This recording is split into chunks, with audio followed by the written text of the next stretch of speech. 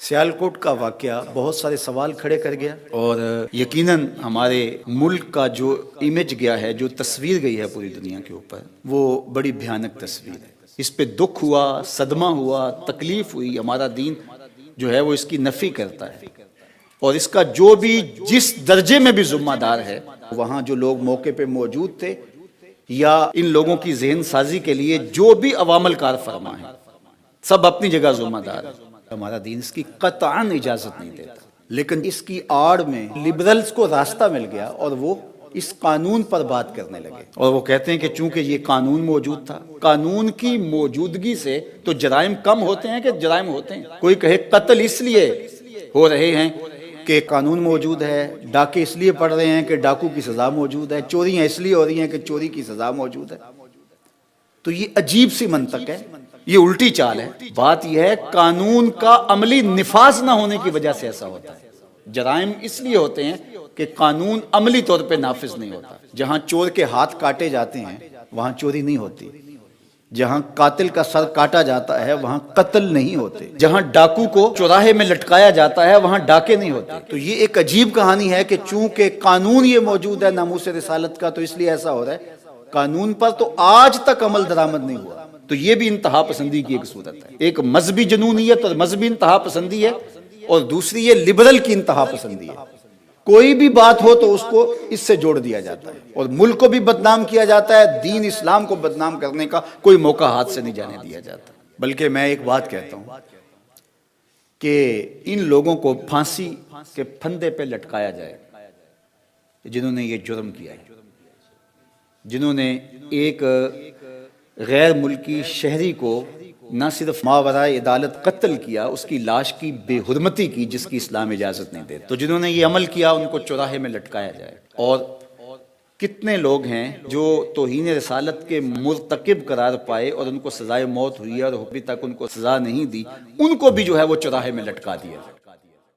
دونوں کو اکٹھا لٹکا دیا جائے، دیکھنا نتیجہ کیا آتا ہے۔ نہ کوئی اہانت رسول کرے گا اور نہ یوں کوئی قانون کو ہاتھ میں لے گا۔ اور دوسری بات میں اور کرنا چاہتا ہوں، انگلیوں پر گنے ہوئے کچھ لوگ ہیں جو مغرب کے وظیفہ خور ہیں، اور وہ مختلف جگہوں پہ بیٹھ کر کے جو ہے وہ اس قانون کے خلاف اور ان چیزوں کے خلاف بات کرتے ہیں۔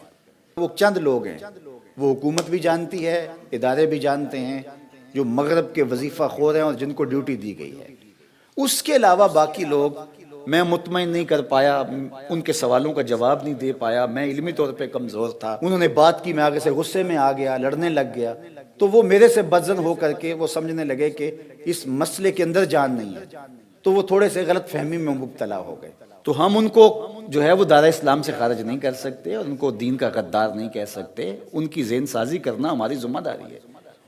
ممبر و محراب کے اوپر بیٹھے ہوئے لوگوں کی ذمہ داری ہے کہ ان کی ذہن سازی کی جائے، نہ یہ ہے کہ ان کو لبرل کہہ کے دھکا دے دیں اور ان کو ان کے ساتھ کھڑا کر دیں۔ انہوں نے ان پہ محنت کی، یہ گرے ایریا ہے بہت سارا، جو محنت کرے گا وہ ان کے ساتھ جا کے کھڑے ہو جائیں گے۔ تو ہم لبرلز کو ایک نیا فرقہ بنا کر کے اس قوم کی تقسیم نہ کریں۔ ممبر و محراب کو اپنی ذمہ داری سمجھنی پڑے گی۔ ہمارے اندر جو کوتاہیاں ہیں ان کوتاہیوں کو دیکھنا پڑے گا اور ان کو دور کرنا پڑے گا۔ علمی کمزوریوں کا ہمیں کوئی ازالہ کرنا پڑے گا، اپنے لہجوں کی بہتری کے لیے، اس کے سلجھاؤ کے لیے کام کرنا پڑے گا، لوگوں کی عملی تربیت کے لیے کام کرنا پڑے گا۔ تو یہ ہمارا دین ہے، اعتدال پسند دین۔ تو ہمیں ہر معاملے کے اندر اسلام نے پوری کامل اور اکمل رہنمائی عطا کی ہے۔ تو اس لیے ہمارا دین ان چیزوں کی قطعاً کوئی اجازت نہیں دیتا کہ ہم اس طرح سے جو ہے وہ محض ایک الزام پر کسی شخص کو پکڑ کے گھسیٹ کے چوراہے میں لے آئیں، اس کی ہڈیاں توڑ کے رکھ دیں، اور پھر اس کی لاش کو آگ لگا کر کے کیا منظر ہوا ہوگا جب یہاں سے راکھ گئی ہوگی اس ملک کے اندر، اور وہاں کے مسلمانوں کے ساتھ اگر کوئی رد عمل کے طور پہ کچھ ہوتا ہے تو کیا ہم اس کے ذمہ دار نہیں ہوں گے؟ یا اس کے بدلے میں دوبارہ اہانت رسول ہوتی ہے تو کیا ہم اس کے ذمہ دار نہیں ہوں گے؟ آقا کریم نے فرمایا کوئی اپنے ماں باپ کو گالی نہ دے، تو صحابہ نے کہا یا رسول اللہ کوئی اپنے ماں باپ کو بھی گالی دیتا ہے؟ تو فرمایا تم کسی کے ماں باپ کو گالی دو تو وہ رد عمل کے طور پہ تمہارے ماں باپ کو گالی دے۔ تو کوئی ایسا عمل نہ اختیار کیا جائے کہ جس سے ہمارے آقا و مولا کی اہانت کا پھر دروازہ کھل جائے۔ تو یہ بہت حساس معاملہ ہے. اس کائنات کا سب سے حساس معاملہ حضور علیہ الصلوۃ والسلام کی ناموس کا معاملہ ہے. لیکن اس معاملے کے اندر بہت ساری ہم سے کوتاہیاں ہوئی ہیں. کاش کہ ہم باشعور ہو جائیں. آنے والا دور اللہ بہتر فرمائے، اس ملک کے لیے بہتر کرے، امت مسلمہ کے لیے بہتر فرمائے.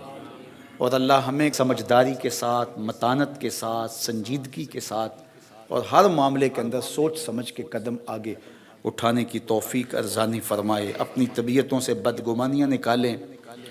ذاتی رنجشوں کو کبھی بھی حضور کی ناموس سے نہ جوڑیں. اس سے بڑی بدکاری اور کوئی نہیں ہو سکتی ہے. یہ کتنی حساس بارگاہ ہے.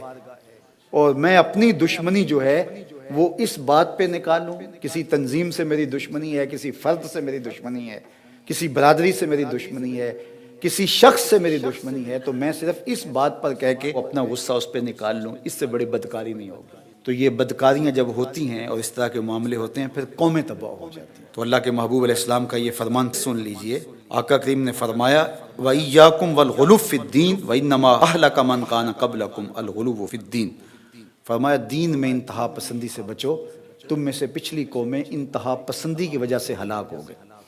اس انتہا پسندی نے قوموں کے تشخص کو مٹا دیا، قوموں کے تشخص کو جو ہے وہ ختم کر کے رکھ دیا. تو آج ہمارا جو تشخص ابھرا ہے وہ اچھا نہیں ہے. یہ جو پکچر آ رہی ہے سکرین کے اوپر، یہ ہماری تصویر نہیں ہے. یہ جو حضور نے ہمیں تصویر دی تھی، خوبصورت تصویر جو گلابوں سے زیادہ مشکبار ہے، جو چاند سے زیادہ روشن ہے، یہ وہ تصویر نہیں ہے. یہ ہماری بگڑی ہوئی تصویر ہے، یہ ہماری مسخ شدہ تصویر ہے. تو سیالکوٹ کے واقعہ کی مذمت کرنے سے کیا ہوگا؟ ہمیں عملی اقدام اٹھانے پڑیں گے. فقط مذمت سے کچھ نہیں ہوگا. تو اس لیے ہمیں شعور کی آنکھ کھول کر کے جینا ہوگا. ہم وحشیوں کے معاشرے میں نہیں رہ رہے، انسانوں کے معاشرے میں رہ رہے ہیں. پہلے یہ تھا اگر کوئی مشکل میں ہوتا لوگ بچانے کے لیے نکلتے تھے، اور آج ایک مشکل میں ہوتا ہے تو دوسرے اس کی مدد کرنے کی بجائے ویڈیو بنانے کھڑے ہو جاتے ہیں. اگر اس کو بچانے کے لیے اتنے لوگوں میں سے 20-25 لوگوں کی آواز اٹھتی تو ایسا حادثہ نہ ہوتا، ایسا واقعہ نہ ہوتا.